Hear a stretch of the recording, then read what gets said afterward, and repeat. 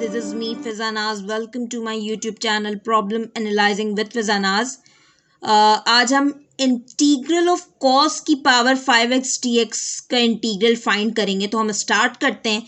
तो सबसे पहले मैं क्या करूंगी, कॉस की पावर 5x को मैं किस तरह से ब्रेक करूंगी. मैंने क्या किया, 4 और 1 में ब्रेक कर दिया.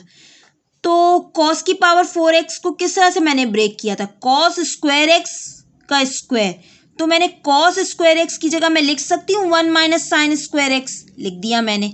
यहाँ पर मैं देख रही हूँ a minus B whole square formula apply हो रहा है, that is equal to a square minus 2ab plus B square. ठीक है, अब ये कॉस एक्स इन तीनों से मल्टीप्लाई होगा. Cos x minus 2 sine square x cos x plus sine की power 4x cos x dx. अब मैं dx को इन तीनों के साथ लिख दूंगी और ये जो 2 है कॉन्स्टेंट बाहर आ गया. किस तरह, इस तरह. अब मैं देखूँ तो इंटीग्रल ऑफ कॉस एक्स तो सिंपली होता है साइन एक्स प्लस सी, एंगल का डेरिवेटिव तो मौजूद है.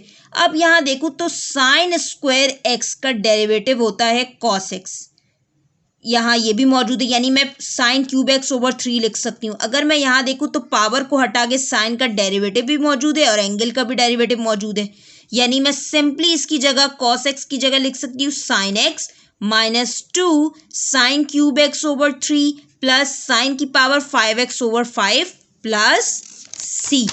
इस तरह बहुत ही सिंपल था. Thank you so much for watching my channel. Please subscribe it for more videos. Allah Hafiz.